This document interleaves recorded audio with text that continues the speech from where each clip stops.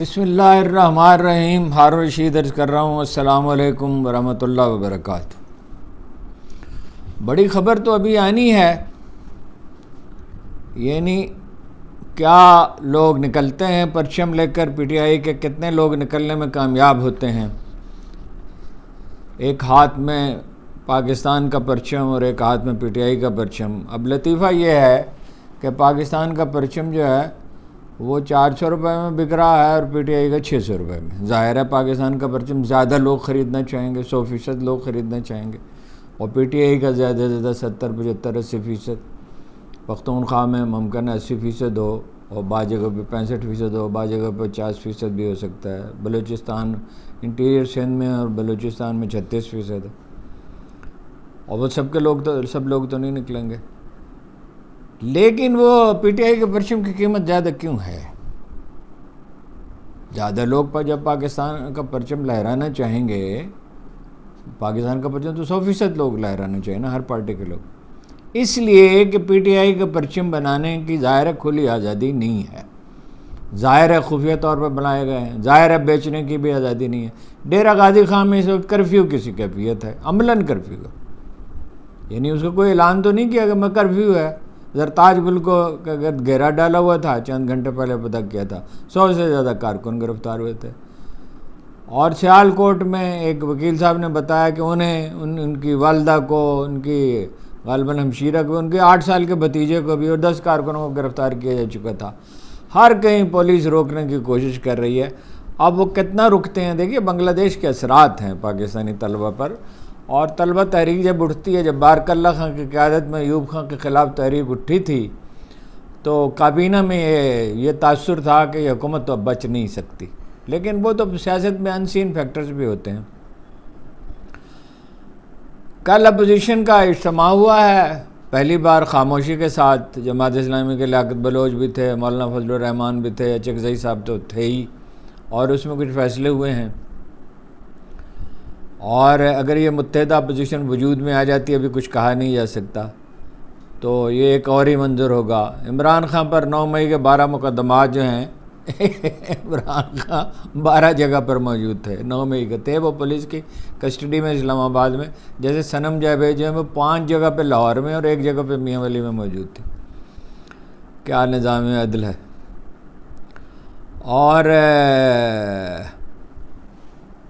فیصل بابڈا صاحب نے فرمایا ہے، کیا ایک اخبار نویس کی حیثیت سے کتنی بڑی مجبوری ہے، کن لوگوں کے نام لینا پڑتے ہیں. انہوں نے فرمایا ہے کہ ٹاپ سٹی ایک چھوٹی سی بات تھی، یہ اصل کیس نہیں ہے، اصل کیس ہے بغاوت. اب بغاوت سے ان کی مراد کیا ہے؟ کیا اس سے مراد یہ فوج میں کوئی لوگ بغاوت کرنا چاہیے؟ تو وضاحت نہیں انہوں نے کی. اور بڑے بڑے برج گریں گے اور فوجی عدالت میں مقدمہ چلے گا. اب اللہ جانے تنبورہ ہے، خود بول رہا ہے یا کسی کے کہنے پہ کہہ رہا ہے. تو ویسے اللہ تعالیٰ نے بھی کہا تھا کہ پی ٹی آئی پہ پابندی لگا دی جائے گی، پھر اس کا ذکر ہی غائب ہو گیا. تو کچھ پتہ تو چلتا نہیں ہے کون یہ لوگ جو کچھ کہتے ہیں. بہرحال یہ ایک فیصلہ کن مرحلے میں داخل ہو چکا ہے معاملہ. حکومت گھبرائی ہوئی بہت ہے. 10 کروڑ روپے کا چیک لے کر محترمہ وزیر اعلیٰ پہنچی وہاں پہ ارشد ندیم کے گھر میں، اس کو پیش کیے، اور ٹک ٹاک وزیر اعلیٰ، اور 10,000 سمارٹ ٹیلی فون جو ہے وہ ڈونیٹ کرنے کا، طالب علموں کو دینے کا اعلان کیا. ایک ڈالر کی ضرورت ہے، ایک ڈالر کی. کسی نے مانگا نہیں. جیسے ایک پنڈی میں کوئی مسئلہ نہیں تھا اس کا بسوں کا، ہر 3 منٹ کے بعد مری روڈ پہ ایک ویگن ملتی تھی، اور زیادہ سے زیادہ 5 منٹ کے بعد. اور وہ 50 روپے اس پہ ضائع کر دیے گئے، اور پنڈی سے جیت بھی نہیں سکے. وہ اپنا جنگلہ بس بنا دی. تو وہ یعنی خالصتاً ذاتی مفادات کے لیے قومی خزانہ خرچ کرتے. ان کا کیا تعلق ہے وزیر اعظم کا اس بات سے؟ یہ پلاننگ کمیشن کا کام ہے، اور ضرورت ہے نہیں ہے.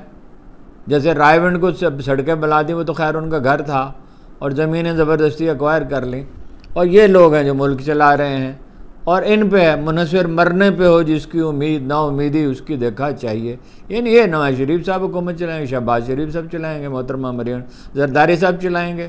کوئی تحقیق کر لے اس کی کہ سندھ میں کوئی منصوبہ نہیں بنتا جس میں 35% فوراً ایڈ نہ کر دیے جاتے ہیں, اور ظاہر ہے 10-15% اور کھائے جاتے ہیں. تو یہ لوگ کو ملک چلائیں گے. یہ آخری مرحلے میں داخل ہو گیا ہے معاملہ, اور یہ اپوزیشن پارٹیوں کے اجلاس سے بھی اس کا اشارہ ملتا ہے. اب ان میں اتفاق رائے ہوتا ہے یہ نہیں ہوتا, بہرحال یہ ایک پروسیس ہوتا ہے, راتوں رات تو اس طرح کے کام نہیں ہوتے.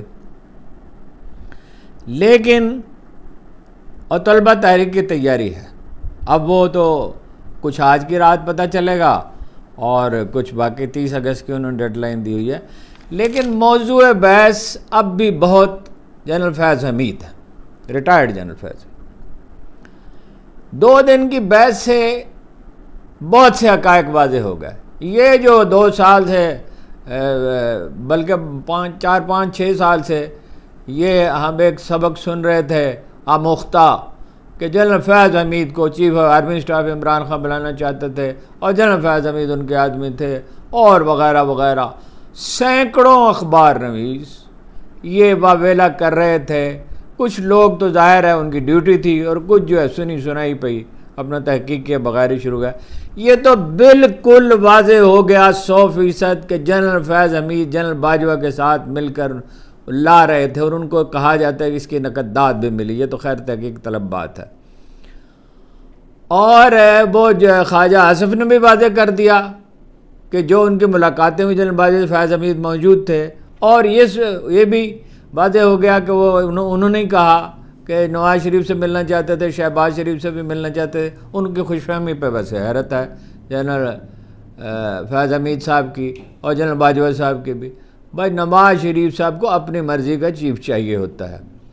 جب جنرل کیانی ریٹائر ہو رہے تھے, الیکشن ہو چکا تھا, تو وہ ان سے ملنے کے لیے گئے کہ حالانکہ انہیں تو ریٹائر ہو جانے تھے, انہیں اس کی کوئی ضرورت نہیں تھی, مگر وہ اپنی طبی شائستگی سے مجبور ہو کر گئے کہ کوئی ڈھنگ کا مشورہ اگر وہ کرنا چاہیں کر لیں. تو نواز شریف صاحب نے کبھی اپنے دل کی بات نہیں بتاتے, اور دوسرے کو مخمصے میں رکھتے ہیں, بلکہ چکمہ دیتے ہیں بعض اوقات. تو انہوں نے کہا کہ کیا آپ کا خیال ہے, سینئر ترین آدمی کو نہیں ہونا چاہیے, تو سینئر ترین جنرل کو. تو جنرل صاحب نے کہا کمپٹنس اینڈ سینئرٹی بوتھ, اصول یہی ہے. جیسے جنرل اس نے کہا تھا, ابراہم لنکن نے کہا تھا کہ مجھے تمغوں والے جنرل نہیں چاہیے, مجھے جنگ جیتنے والے جنرل چاہیے. اور جنرل پیٹن جو ہے وہ اپنی افتاد طبع کی وجہ سے بدنام تھے کہ یہ شور بہت مچاتے ہیں اور برا بھلا لوگوں کو بہت کہتے ہیں, مگر جنگ انہوں نے جیت کر دی. اور اصل میں تو ابراہم لنکن ہی نے جیتی, خود اس نے اپنا خیمہ لگوایا تھا. لیکن بہرحال وہ 4تھے نمبر پہ جو جنرل باجوہ تھے, وہ ان کو شریف خاندان کو کبھی اس ملک کے مفاد کی پرواہ نہیں, صرف ذاتی مفاد. کون انہیں سازگار ہوتا ہے, اور سازگار تو آخر میں وہ ثابت ہوئے. پہلے تو خیر وہ تلخی ہوئی اور ان کے خلاف تقریریں کرتا رہے, لیکن آخر میں ان کا اندازہ صحیح نکلا کہ بھئی یہ آدمی تو اپنے ذاتی مفادات کے نقطہ نظر سے سوچنے والا آدمی. 100% ذاتی مفاد پہ جنرل باجوہ صاحب فیصلہ کرتے تھے, اور بعض اوقات دونوں فریقوں کو حمایت کا یقین دلاتے رہتے تھے. اور جنرل فیض حمید ان کے ساتھ شامل تھے. اچھا وہ جنرل فیض حمید نے بڑا سہارا دیا عمران خان. عمران خان کی مقبولیت کی لہر تو بہت بعد میں اٹھی, ان کی برطرفی کے بعد اٹھی نا لہر. ان کی موجودگی میں تو سب لوگ شاکی تھے کہ 12% مہنگائی ہے. اگرچہ انہوں نے ڈیم بنانے شروع کیے تھے, احساس پروگرام تھا, سب سے بڑھ کا ہیلتھ کارڈ تک بڑا کارنامہ تھا, لیکن ان کے آتے ہی تو مہنگائی جو سے 3 گنا بڑھ گئی, اور بدنظمی اور بدعنوانی اور شعبدہ بازی طرح طرح کی, جیسے ابھی یہ کر رہے ہیں 10,000 ٹیلی فون. 10,000 ٹیلی فون دیکھیں, پاکستان میں 10,000 طالب علم ہیں. پاکستان میں 10 لاکھ طالب علم ہوں گے جنہیں اس کی ضرورت ہوگی. تو یہ بس کسی نہ کسی طرح کچھ بورڈ بن جائے, بس ملک کا جو بھی ہوتا ہے ہوتا رہے. تو وہ انتظار پنجوتا صاحب نے بھی کہہ دیا کہ وہ عمران خان نے تو بڑی حیرت کا اظہار کیا. یہ انہوں نے نہیں کہا, ویسے عمران خان نے حیرت کا اظہار کیا کہ یہ لوگ کہہ رہے ہیں کہ بھئی اپنا یہ پی ٹی آئی کے مشیر تھے. وہ کلپ دیکھیں ذرا, سوشل میڈیا پہ چل رہا ہے کہ جب وہ اپنی مشہور تاریخی تقریر کر رہے ہیں اقوام متحدہ میں، عمران خان، جس میں شان رسالت پہ انہوں نے گفتگو کی اور جس نے انہیں عالم اسلام میں بڑی پذیرائی بخشی، تو جنرل فیض حمید سمیت کچھ لوگ قطار میں کھڑے، لیڈر کے ساتھ شاید کھڑے ہوتے ہیں وہاں، تو انہوں نے ایک چٹ دی ان کو، وہ چٹ انہوں نے جیب میں ڈال لی اور ناگواری سے ان کو دیکھا، اور جنرل صاحب کو بھی پریشان ہوئے اس پہ۔ یہ تھی جناب سارا قصہ۔ تو وہ بات کے سارے فسانے میں جس کا ذکر نہ تھا، وہ بات ان کو بہت ناگوار گزری۔ ایک گھڑا ہوا قصہ، افسانہ، یہ بالکل 100% واضح ہو گیا۔ مولانا فضل الرحمان نے بھی کہہ دیا کہ وہ جنرل باجوہ کے ساتھ فیض حمید موجود ہوتے تھے۔ خواجہ آصف نے بھی کہا، انہوں نے یقین دہانی کرائی تھی۔ محسن بیگ جو سب سے بڑے مخالف، یعنی سخت ترین مخالف ہیں عمران خان کے، انہوں نے بھی کہا، جنرل فیض حمید نے کہا تھا کہ عمران خان کو نمٹانے میں اور اس کے یعنی اس کو نقصان پہنچانے میں دل و جان سے نواز شریف کا ساتھ دوں گا۔ اب کیا باقی رہ گیا ہے؟ اب اگر افسانے سنانے ہیں تو شوق سے سناتے رہیں، حقیقت تو واضح ہو گئی۔ کچھ اخبار نویسوں کا کام ہے کیا سرائی کرنا، کچھ کا کام ہے جھوٹ بولنا، کچھ کا کام ہے کچھ خاص لوگوں کو خود کو خوش کرنا، کچھ کا کام ہے فرمائشیں پوری کرنا، کچھ بغضانات رکھتے ہیں۔ اور بھائی عمران خان کی جو غلطی ہیں وہ عمران خان کی غلطی ہم ضرور گنوائیں، بزدار اس کی غلطی تھی اور چیزیں تھیں بہت ساری، تو مگر یہ کیا افسانہ ہے؟ یہ تو بالکل ہی، اور یہ بحث ابھی جاری رہی تو بہت سے حقائق آشکار ہوں گے۔ چراغ سب کے بجھیں گے، ہوا کسی کی نہیں۔ جیسے جیسے تاریخی قوتیں بے لگام ہو چکی ہیں، اب کسی کے بس میں نہیں ہے۔ اب وقت خود، دریا خود فیصلہ کرے گا کہ کشتی کو ڈوبنا ہے یا تیرنا ہے۔ دریا کو اپنی موج کی طغیانیوں سے کام، کشتی کسی کی پار ہو یا درمیان رہے، اب کسی کے بس میں رہا نہیں ہے۔ اب بس یہ دیکھتے جائیں غور سے معاملات کو اور اندازہ ہو جائے گا کہ کیا ہوتا ہے۔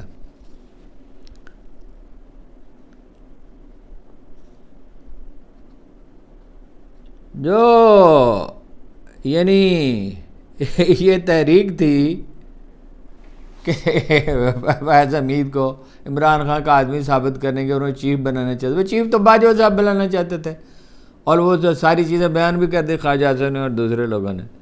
تو اس سارے موقف کی حیثیت میاں محمد بخش نے جو تشبیہ استعمال کی تھی وہ ہو گئی ایک فرسودہ دھجی پرانے کپڑے کی جو کیکر کی شاخوں میں الجھی ہوئی ہے۔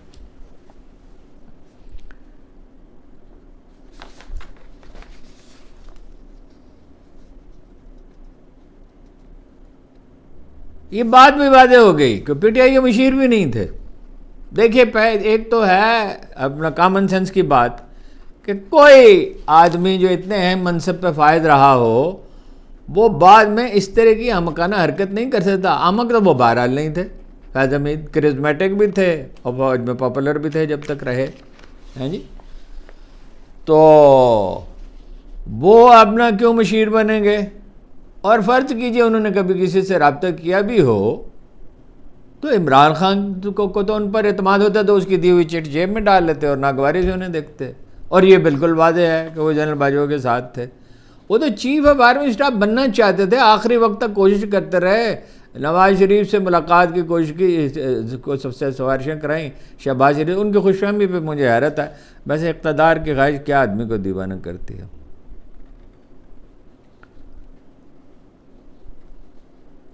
اپوزیشن جماعتوں کا جناب یہ روایت نہیں تھی کہ فوج کے اتنے بڑے سینئر افسر کو، جیسے ڈان نے آج سرخی لگائی ہے، اتنے سینئر افسر کے ساتھ اس طرح کا معاملہ کیا جائے۔ دوسری بات یہ ہے، سامنے کی بات بعض اوقات لوگ بلا دیتے ہیں۔ اگر فیصل بابڑہ سچا ہے، اگر جاوید لطیف سچے ہیں جو یہ کہتے ہیں کہ ہر خرابی کے وہ ذمہ دار تھے، ہیں جی، ان کا بہت اہم کردار تھا، او بھائی عدالتی کمیشن کیوں نہیں بناتے؟ عدالتی کمیشن سپریم کورٹ کے ایسے ججوں پر مشتمل جن پہ سبھی کو اعتماد ہو۔ اب تو ایک ایک جج کا رویہ واضح ہو گیا ہے، کون انصاف کرنے والے ہیں اور کون جو ہیں وہ مصلحت پسند واقع ہوئے ہیں اور کون اسٹیبلشمنٹ کی طرف مائل ہوتے ہیں۔ یہ کمیشن بنا دینا، عدالتی کمیشن، دودھ کا دودھ پانی کا پانی ہو جائے گا۔ اور وہ جو ٹاپ سٹی کا قصہ ہے وہ تو 220-17 کا ہے، 7 برس کے بعد یاد آیا۔ وہ لطیفہ آپ نے سنا ہوا ہے، ایک آدمی نے کسی کا دروازہ کھٹکھٹایا اور کہا کہ تم نے مجھے گینڈا کیوں کہا تھا؟ اس نے کہا بھائی تم کون ہو، میں تمہیں جانتا ہی نہیں ہوں۔ اس نے کہا کہ آج سے 30 سال پہلے جب ہم اسکول میں پڑھتے تھے تم نے مجھے گینڈا کہا تھا۔ تو اس نے کہا 30 سال پہلے کا واقعہ ہے، آج تمہیں غصہ آیا؟ اس نے کہا میں نے تو گینڈا دیکھا ہی آج ہے۔ 2017 کا قصہ ہے اور اب یاد آیا، اور اب یاد آیا ہے، یعنی کتنا عرصہ ہو گیا عمران خان کی حکومت کو گئے ہوئے؟ 2 سال سے زیادہ عرصہ ہو گیا، اور اب یاد آیا، یا 2 سال سے کچھ کم یا زیادہ، تو اب یاد آیا ہے فیصل بابڈا کو۔ اور یہ فیصل بابڈا کیسا آدمی ہے جی؟ اس کو اس نے 2 بار موقع دیا، وزیر بنایا، اس وقت اس کے مخالفین پہ نکتہ چینی کرتا تھا۔ وہ پنجاب کی وزیر اطلاعات کی طرح کبھی وہ نواز شریف کو راہ کا ایجنٹ کہتی تھی، اب وہ کہتی ہے کہ ان کی صاحبزادی جو ہیں وہ ہمارے عہد کی عظیم ترین لیڈر ہیں اور ہماری ریڈ لائن ہے، اور کوئی ذرا سے اختلاف کرے تو اس قدر برہم۔ یہ کیا لوگ ہیں؟ یہ کیا لوگ ہیں؟ ان لوگوں کے بل پر پاکستان کی سیاست چلائی جائے گی؟ یہ جنرل رضوان نے یہ کھلونا ڈھونڈا تھا، امیر زادہ اس کے پاس پیسے تھے، یہ جیسے جنرل حمید گل صاحب نے اور جنرل اسلم بیگ صاحب نے نواز شریف ڈھونڈا تھا، اور اس سے پہلے عمران خان اور جنرل کیانی نے۔ اپوزیشن جماعتوں کا جو اجلاس ہوا ہے کل رات گئے، اس میں میزبان محمد علی درانی تھے جس کے، تو اس میں لیاقت بلوچ تھے، مولانا فضل الرحمان تھے، HX تھے، اور اس میں یہ ہوا کہ تمام سیاسی قیدیوں کی رہائی کا مطالبہ کیا جائے گا، اور لوگ جس مصیبت آئین کی بالادستی کا، اور لوگ جن مصائب میں مبتلا ہیں، بجلی کے بلوں کی مصیبت میں مبتلا ہیں، اور اس کی ذمہ دار ہیں بے نظیر، اس کے ذمہ دار ہیں زرداری، اس کے ذمہ دار ہیں نواز شریف، اس کے ذمہ دار ہیں سلمان شہباز، اس کے ذمہ دار ہیں میاں امن شاہ، اور جنرل مشرف کے دور میں بھی کچھ غلط فیصلے ہوئے، اور عمران خان کے دور میں بھی کچھ غلط فیصلے ہوئے، لیکن بیسیکلی یہ لوگ ذمہ دار ہیں۔ تو جو لوگ ذمہ دار ہیں وہ ہمارے سر پہ بٹھائے گئے ہیں کہ یہ ملک چلائیں گے۔ یہ کیسے ملک چلا سکتے ہیں؟ یہ اگر ملک ان کے ہاتھ میں رہے گا تو کبھی ملک کی بھلائی کا کوئی سوال ہی پیدا نہیں ہوتا۔ اور متحدہ اپوزیشن کو اگر کوئی بنتی ہے تو ایک نقطہ نہیں بننی چاہیے، صرف یہ کوئی منشور جاری کرنا چاہیے۔ یہ تو ہر حکومت بدل جاتی ہے اور حالات نہیں بدلتے، اس کا کیا مطلب ہے؟ رات کٹتی نظر نہیں آتی، صبح ہوتی دکھائی دیتی ہے، رات کٹتی نظر نہیں آتی۔ عجیب بات ہے یہ بھائی، کوئی سیدھے یہ پگڈنڈیوں پہ کیا سفر ہے جی؟ شاہراہ پہ وہ ایک درویش سے پوچھا گیا، کسی نے پوچھا کہ بڑے، یعنی یہ ہمارے سامنے کا واقعہ ہے، سامنے سے مراد یہ ہے کہ جن صاحب سے انہوں نے بات کی انہوں نے مجھے بتایا کہ ان سے پوچھا کہ آپ فلانا درود پڑھتے ہیں، درود تاج پڑھتے ہیں، فلانا والا کا درود پڑھتے ہیں فلانا۔ اس نے کہا بھائی میں سڑک پہ چلتا ہوں، بڑی سڑک پہ، اور درود ابراہیمی پڑھتا ہوں، اس سامنے کا راستہ کیوں نظر نہیں آتا؟ اور سامنے کا راستہ انصاف کا راستہ ہے، سامنے کا راستہ فریب دہی اور شعب دبازی کا راستہ نہیں ہے، اکثریت کو دبانے کا راستہ نہیں ہے۔ PTI کے خلاف کریک ڈاؤن جاری ہے، ڈیرہ غازی خان کا، سیالکوٹ کا آپ کو بتایا، اور جگہ سے بھی خبریں آ گئی ہیں، تھوڑی دیر میں بات واضح ہو جائے گی، اور جب تک یہ آپ کے سامنے آ گیا اس میں بھی وقت لگتا ہے اب اپلوڈ کرنے میں۔ عمران خان پہ بنائے گئے 9 مئی کے مقدمات جو ہیں وہ جسٹس منید اختر کی سربراہی میں 5 رکنی بینچ بن گیا ہے۔ اگر انصاف مطلوب ہوتا تو یہ اگر کوئی عدالتی نظام ہوتا تو 9 مئی کی 8 فیبرری کی حیرت انگیز خوفناک دھاندلی کی تحقیقات ہوتی، ہارنے والے اور بہت بری طرح ہارنے والے جتا دیے گئے، اور جیتنے والے 2/3 سے زیادہ اکثریت جیتنے والے جنہیں الیکشن کمپین کی بھی اجازت نہیں تھی وہ ہرا دیے گئے۔ تو یہ پگڈنڈیوں کا سفر ہے۔ وہ جناب آپ سے عرض کیا ہے کہ 12 مقدمات پہ نہیں، یہ دوسری خبر ہے کہ پولیس نے جلاؤ گھراؤ کے 12 مقدمات میں لاہور میں انسداد دہشت گردی کی عدالت سے درخواست کی کہ وہ آلات جو مشینیں ہوتی ہیں، میں سادہ الفاظ میں بیان کر رہا ہوں، وہ PTI کے کارکنوں اور لیڈروں کا وہ ٹیسٹ اس پہ لینا چاہتے ہیں، جس سے پتہ چلتا ہے کہ آدمی صحیح بات بتا رہا ہے یا غلط بیانی کر رہا ہے، مبالغہ کر رہا ہے یا جھوٹ بول رہا ہے. تو انہوں نے کہا بھائی سپریم کورٹ میں جائے، یہ میرا دائرہ کار نہیں ہے. کن چیزوں میں ساری قوم کی انرجی برباد کی جا رہی ہے. الیکشن ٹریبونلز کا جناب 9 مئی کو قاضی فائز عیسیٰ صاحب سنیں گے الیکشن ٹریبونلز کا کیس، کہ وہ پنجاب میں الیکشن کمیشن کی مرضی چلے گی یا جو چیف جسٹس صاحب نے بنائے تھے نہایت انصاف کے ساتھ، نہایت معقول لوگوں پر مشتمل، تو یہ تو ریٹائرڈ ججوں پہ بنانا چاہتے ہیں. تو اس کے لیے چیف الیکشن کمشنر سے مشورہ کرنا تھا اور چیف جسٹس نئی محترمہ چیف جسٹس جو ہیں ان سے. تو چیف الیکشن کمشنر سے کیا مشورہ کرنا تھا جی؟ چیف الیکشن کمشنر تو پی ٹی آئی کے بارے میں وہ رویہ رکھتے ہیں جو منیر نیازی نے بیزاری میں کہا تھا کہ اس شہر سنگ دل کو جلا دینا چاہیے، پھر اس کی راکھ کو بھی اڑا دینا چاہیے. ان کا بس چلے تو پھر جس ملک کی 70% آبادی کو کہیں کسی ویرانے میں پھینک دیں، اپنا وہ جو صحرا ہیں افریقہ کے، ان سے کیا مشورہ کرنا؟ جب ان سے مشورہ کرنا ہے تو وہ یہی مشورہ دیں گے کہ بھائی ان کی تباہی کا کوئی طریقہ سوچیں. وہ تو ایک فریق ہیں اور اعلانیہ فریق ہیں، اور ہیں تو فریق قاضی صاحب بھی. اب وہ گستاخی کی ان سے معافی چاہتے ہیں، ظاہر توہین عدالت ہم لوگ نہیں کرنا چاہیے، لیکن بلہ انہوں نے چھینا اور بعد میں یہ کہا کہ ہم تو نہیں چاہتے تھے، ہماری تو مراد نہیں تھی پارٹی. جب بلہ چھین لیا تو پھر یہی مراد تھی کہ پی ٹی آئی پارٹی نہیں ہے.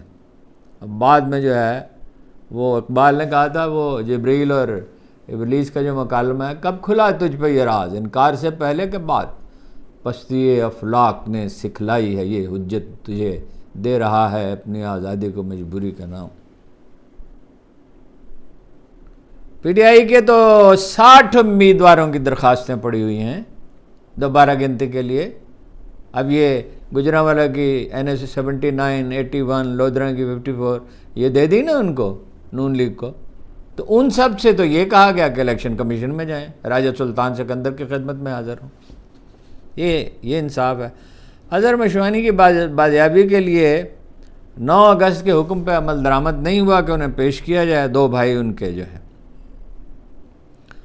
تو اس پہ عدالت نے 15 اگست کو کہا، اب 15 اگست کو ہوگی اپنی سماعت، اس کو بادی النظر میں توہین عدالت کہا ہے.